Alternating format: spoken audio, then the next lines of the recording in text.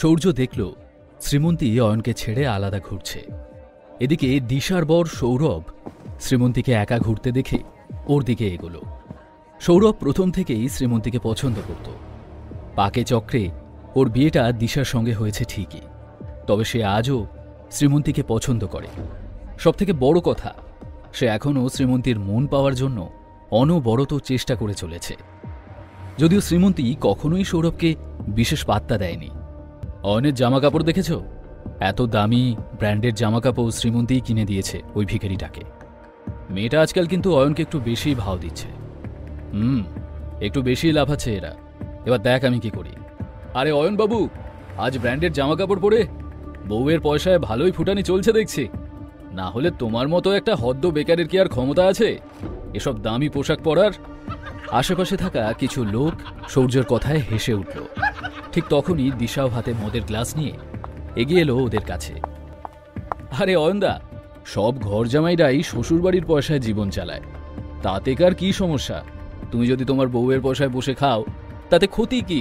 আচ্ছা ঠিক আছে বাবা, সরি, কিন্তু দিশা, তোর কি মনে হয় শ্রীমন্তী এই ভিখারিটাকে সত্যি ভালোবাসে?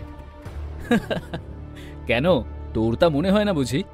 ওই দেখ, শ্রীমন্তী ওই কোণে অন্য কারোর সাথে ব্যস্ত, আর এখানে ওর বর বেচারা চুপচাপ একা দাঁড়িয়ে। দিশা অয়ন দুজনেই সৌর্যর কথা শুনে সেদিকে তাকিয়ে দেখল শ্রীমন্তী সৌরভের সাথে কথা বলছে। ঠিক তো, পার্টিতে অন্তত অয়নকে একা ছাড়া ঠিক হয়নি শ্রীমন্তীর।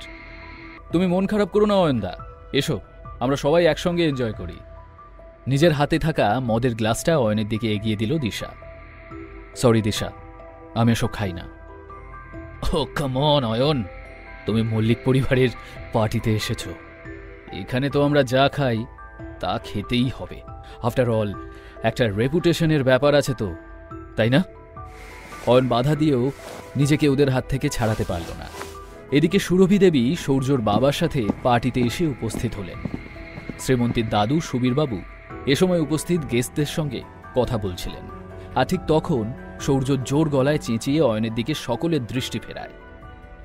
Ladies and gentleman, meet my cousins husband Ayan, Mallick পরিবারের জামাই। শুধু তাই নয়, এর একটা ইন্টারেস্টিং বংশ পরিচয় রয়েছে যেটা আমরা কেউ জানি না, কিন্তু আজ সবকিছু অয়ন আমাদের বলবে। ও কোন বংশের ছেলে, কি কাজ করে, কেন আমাদের পরিবারের সঙ্গে সম্পর্ক জুড়েছে, সব বলবে অয়ন। কি অয়ন, বলতে পারবে তো? এই জন্যই তুমি আর দিশা জোর করে আমাকে নেশা করালে। আমি কে যখন এতই জানার শখ, তখন শোনো। ততক্ষণে ওদের চারপাশে লোক জড়ো হয়ে গিয়েছিল। সবাই বেশ আয়েশ করে যেন নাটক দেখছিল। মাই ডিয়ার শালাবাবু, সবার আগে আমি তোমার ব্যাপারে কিছু বলতে চাই। তুমি হলে লোভী আর স্বার্থপর একটা লোক। মল্লিক ইন্ডাস্ট্রিজের পুরো ব্যবসাটা তুমি হাতিয়ে নিতে চাও। সেই কারণে শ্রীমন্তীকেও তুমি নিজের রাস্তা থেকে সরিয়ে দিতে চাইছো। আর হ্যাঁ, তুমি তো আমার আর শ্রীমন্তীর সম্পর্কটাও শেষ করে দিতে চাও। এই কি ভুলভাল বকছো? এখনো আমার কথা শেষ হয়নি সৌর্য। এই ব্যবসাটা নিজের হাতের মুঠোয় নেওয়ার জন্য তুমি অগুন্তি নোংরা খেলা খেলেছ। এতে তোমার বাবাও সাহায্য করেছেন তোমাকে, আর দাদুর সামনে প্রতি মুহূর্তে ভালো মানুষের অভিনয় করে ওনাকে শ্রীমন্তীর বিরুদ্ধে উস্কিয়ে ওনার মনে শ্রীমন্তী সম্পর্কে একটা খারাপ ধারণাও তৈরি করেছ তুমি। অয়ন, কি বলছো তুমি? আরে দাদু ভাই, আপনাকে আর কি বলবো। আপনি শ্রীমন্তীকে কাজের সুযোগ দিলেও বিশ্বাস করেন সৌর্যকেই। আপনি মন থেকে চান কোম্পানির প্রতিটা কাজের দায়িত্ব সৌর্যই সামলাক। সৌর্যকে আপনি বিশ্বাস নয়, অন্ধবিশ্বাস করেন। তাই অফিস সংক্রান্ত কোনো সিদ্ধান্ত নিলে তা সৌর্যর পক্ষে আর শ্রীমন্তীর বিপক্ষেই নেন। অয়নদা, ভুলে যেও না কার সঙ্গে কথা বলছো। দাদু কিন্তু আমাদের গুরুজন। আরে দিশা যে, তা তুমি আর সৌর্য যে শ্রীমন্তীর বিরুদ্ধে একজোট হয়েছ সে আন্দাজ আমি অলরেডি করেছি। যদিও তুমি সৌর্যর কাজিন, কিন্তু তোমাদের দুজনের মধ্যে যে ঝামেলা আছে তা বেশ বুঝি আমি। কিন্তু শ্রীমন্তীর ক্ষতি করার সময় তোমরা দুজন এক হয়ে যাও, আর এই জন্যই তোমরা দুজনে আমাকে জোর করে নেশা করিয়েছ। কিন্তু জেনে রাখো, আমি শ্রীমন্তীর পাশেই আছি। ওর কোনো ক্ষতি আমি হতে দেব না। সত্যি বলতে কি, শ্রীমন্তী তোমাদের সবার থেকে বেশি ট্যালেন্টেড। ও পরিবারের সকলের খেয়াল রাখতে জানে, আবার ফ্যামিলি বিজনেস নিয়েও চিন্তা করে, তাও ওর সঙ্গেই সবচেয়ে বেশি অন্যায় হয়। ইতিমধ্যে শ্রীমন্তীও ওখানে চলে আসে। অয়ন নেশার ঘরে থাকলেও যা বলছিল প্রতিটা কথাই ঠিক।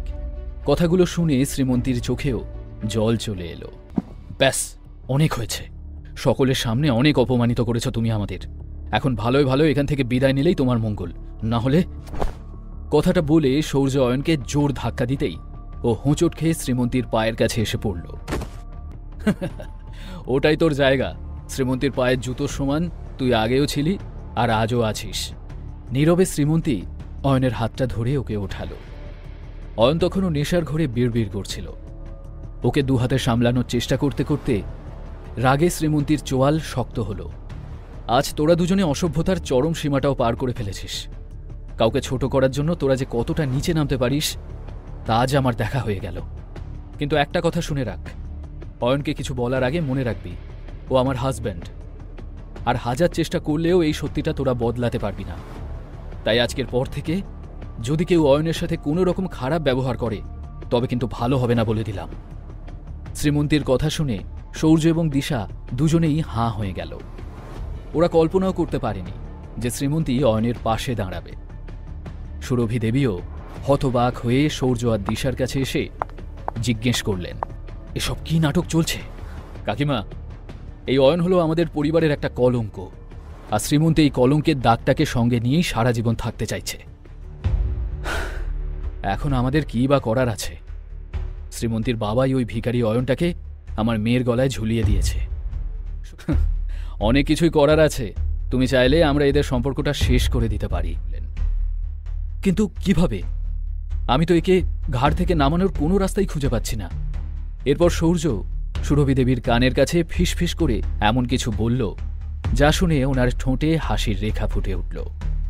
কিন্তু এতে আমার মেয়ের কোনো ক্ষতি হবে না তো? আরে না কাকিমা, ডোন্ট ওয়ারি, কিচ্ছু হবে না। এদিকে শ্রীমন্তী মদ্যপ অয়নকে নিয়ে পার্টি থেকে বেরিয়ে এলো। কোনো দিকে না তাকিয়ে অয়নকে গাড়িতে বসিয়ে সোজা ছুটল ওদের বাড়ির উদ্দেশ্যে। শ্রীমন্তী বুঝতে পারছিল যে পার্টিতে সৌর্য আর দিশার জন্যই পরিস্থিতি এতটা জটিল হয়ে উঠেছিল।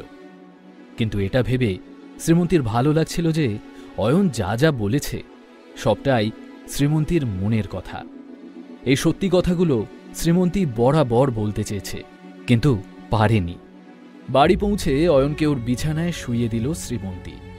শ্রীমন্তী, আমি তোমাকে ভীষণ ভালোবাসি। আজকের ঘটনার জন্য সরি, কিন্তু এতে আমার কোনো দোষ নেই। সবাই আমাদের আলাদা করতে চাইছে, কিন্তু আমি তা হতে দেব না। যাই হয়ে যাক, আমি সব সময় তোমার সাথে থাকব, তোমাকে একা ছেড়ে কখনো যাব না। অয়নের কথাগুলো শুনে শ্রীমন্তীর ঠোঁটে হাসি খেলে গেল। ও অয়নের গায়ে একটা চাদর চাপা দিয়ে নিজের ঘরে চলে এলো। পরের দিন সকাল সকালই অয়নের ঘুম ভেঙে গেল। গত রাতের পার্টির পুরো ঘটনাটা মনে পড়তেই চিন্তায় পড়ে গেল সে। কিভাবে শ্রীমন্তীর মুখোমুখি হবে অয়ন ভেবে পাচ্ছিল না। চোখ খুলতেই ও দেখল অয়ন 2 কাপ কফি হাতে ওর সামনে দাঁড়িয়ে। Good morning, and I am sorry Srimanti. গতকাল পার্টিতে সবার সামনে তোমাকে অপমানিত হতে হলো। আমার জন্য তোমাকে প্রবলেমে পড়তে হলো। কাপ দুটো নামিয়ে রেখে অয়ন নিজের 2 কান ধরল। ওকে বাচ্চাদের মতো কান ধরতে দেখে হাসি পেয়ে গেল শ্রীমন্তীর। তবে তা প্রকাশ না করে চুপচাপ বাথরুমে চলে গেল সে। ঠিক তখনই ওর ফোনটা বেজে উঠল। অয়ন দেখল বিক্রমের ফোন। কেন ফোন করেছেন আপনি? আপনি কি কোনো সিদ্ধান্ত নিলেন ছোটবাবু, নাকি আমাদেরকেই কিছু করতে হবে? আমি তো আগেই বলেছি আপনাকে যে আমাকে কিছুতে জড়াবেন না। এরপর থেকে আমাকে আর ফোনও করবেন না। আমি চাই না কেউ জানুক যে আমি কোনো ধনী ব্যবসায়ী পরিবারের ছেলে। এই বিষয়টা যেন সিক্রেট থাকে একদম। কিছুক্ষণ পর শ্রীমন্তী রুমে এসে ড্রেস পরার জন্য আলমারির দিকে এগোলো। কিন্তু আলমারি খোলা মাত্রই সামনে এমন কিছু দেখল শ্রীমন্তী যাতে ও অবাক হয়ে গেল। শ্রীমন্তী কিচেনে এসে অয়নের দিকে তাকিয়ে থাকল। আবার কি কোনো ভুল করল অয়ন? কোন গল্প লুকিয়ে আছে অয়নের মধ্যবিত্ত জীবনের আড়ালে থাকা ঐশ্বর্যের? অয়নকে ধ্বংস করতে কি ষড়যন্ত্র করছে সূর্য? জানতে হলে এই গল্পের সাথেই থাকুন।